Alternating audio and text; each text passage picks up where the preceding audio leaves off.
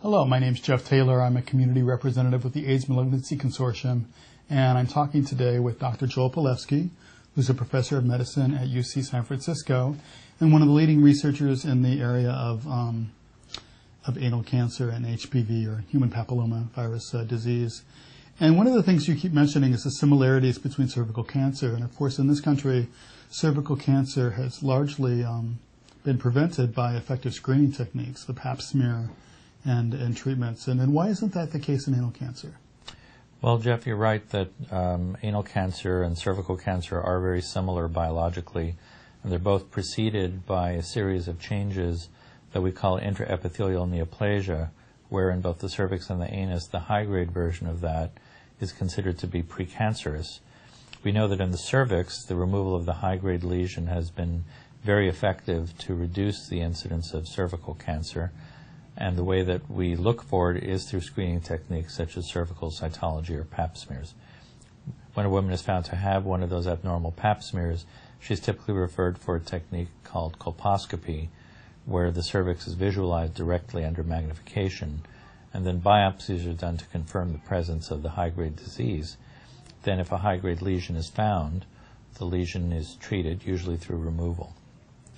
You might think, given the similarity between cervical and anal cancer, that a similar pattern might be present there too, and that we should be screening high-risk individuals with Pap smears followed by detection. In this case, we use a technique called high-resolution anoscopy, or HRA, with biopsies, and then treating high-grade lesions to prevent cancer. In our earlier discussions, we talked about how the AMC has as one of its focuses, or foci, the improvement of techniques to treat high-grade disease. We know that certain populations are at very high risk of anal HPV infection, very high risk of high-grade disease, and very high risk of anal cancer. So by all logic, one might think that we should be screening those populations using the same methods that we've been using in the cervix so successfully. Well, as it happens, after following many women for decades, we know that the treatment of the high-grade lesions reduced the risk of cervical cancer, but we don't know for sure that the treatment of the high-grade anal lesions reduced the risk of anal cancer. Logically, you would think that would be the case, and we do believe that is likely to be the case, but we don't have the direct proof. So one of the reasons why we don't actually have routine anal cytology screening programs is that many professional societies and governmental bodies would like to see the evidence, since we are in the era of evidence-based medicine, that the treatment of the high-grade lesions actually does prevent the development of anal cancer, at least substantially. So are there plans then to perhaps design a trial that could answer that question once and for all? Well, we do think that this is probably the most important study that can be done to finally move us into the routine screening era, should we show, as we think we will, that prevention of cancer can be achieved through the treatment of the high-grade lesion. The issue here is, how do you design a study that will answer the question and at the same time be safe for patients? Safety is always our first priority. To best answer the question, we would want to do what would be considered the gold standard of studies, which is a randomized controlled trial. In this case, what that means is taking a group of people who have biopsy-proven high-grade anal disease and randomizing them into two groups. One group would be people who are observed without treatment for a period of time. In this case, we're thinking it might take up to 5 years. And the other group of people would be randomized to a group where they're automatically treated for their high-grade disease. Then, after a period of time, we would count up the number of cases of cancer in both of those arms and compare them. The expectation being that we might have more cancers in the observation arm than in the treatment arm. Again, this is something that we would have to show. Now, there are issues that need to be considered very carefully here. We're very aware of those. When we tell people that we're going to be performing a study in which some people at risk of cancer are going to be watched without treatment, that raises some concerns about whether this is an ethical thing to do.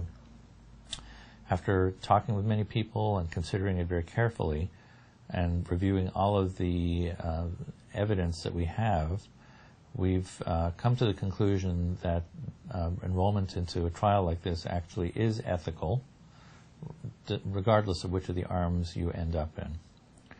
The reason for this is that the plan is not to enroll people into the observation arm and not see them for a long time. Quite the contrary.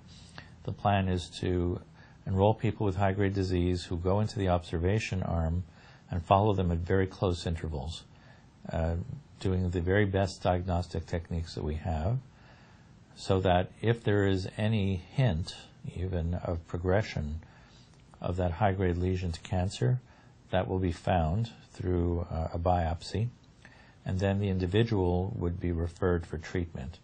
Now, the one major consideration here is that most people who would be participating in the study wouldn't have had access to these techniques at all and would probably have developed cancer even if they weren't in the study. But by being in this study, since we're proposing to follow people for up to 5 years, but at every 4-month intervals, if a cancer does develop in between visits, by the time the person came back for their next 4-month visit, that would be a very, very early cancer. And we have evidence to show that we can treat those very early cancers with relatively minimal difficulty and with very little toxicity. If that person had not been in the study and developed a cancer anyway, by the time they came to the attention of their clinician, that cancer probably would have developed too far beyond that point to allow for the kind of simple treatment that we can do if we catch a very early cancer. So the early cancers can be treated much like you would a wart, where you just cut it out and there's minimal scarring and no need for chemotherapy or radiation. That's exactly right. The standard of care right now for anal cancer is chemoradiation therapy. The chemotherapy is difficult, but it's the radiation therapy that's especially difficult. When people get radiation therapy, they may have years of pain and bleeding, and it's quite unpleasant.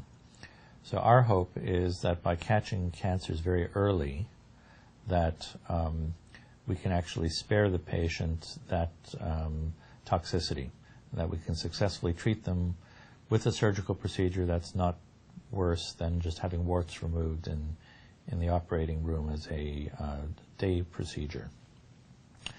I also want to emphasize that the risk of developing cancer is quite low, and probably in both arms, but we do plan to enroll quite a large number of people so that even though the risk on an individual basis is very low, that we would have enough in both of those arms to be able to answer the scientific question.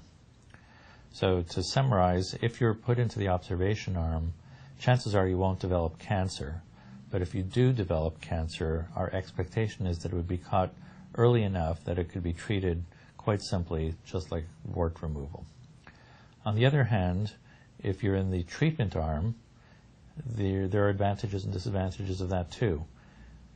We will be treating the high-grade disease and hopefully reducing the risk of cancer, but as we've indicated before, we don't know for sure that it works.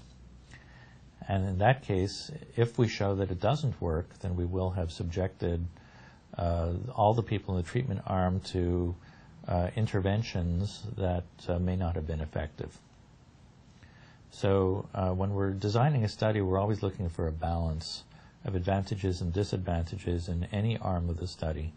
And if those advantages and disadvantages are balanced well in both of those arms, then that would be a reasonable study.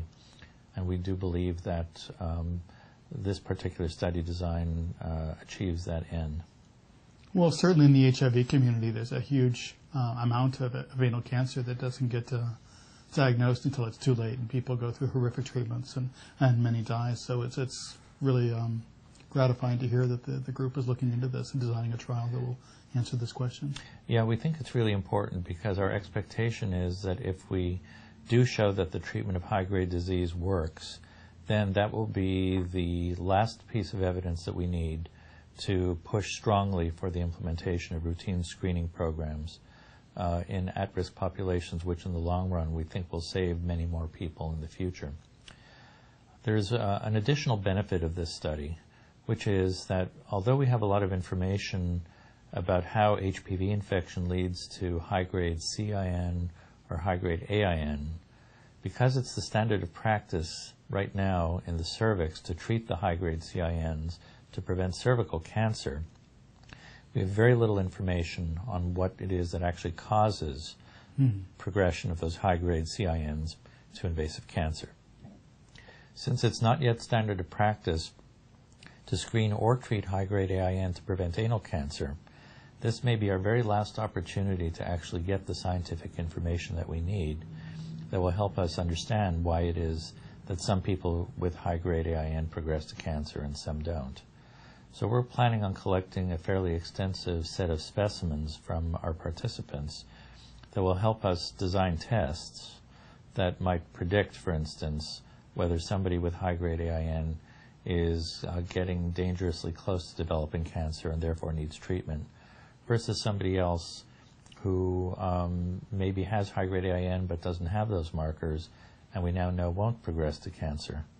That would be very nice because at the moment we think at least half of all HIV-positive men who have sex with men have high-grade AIN, and we'd obviously prefer not to have to treat all those people to prevent cancer if we don't need to.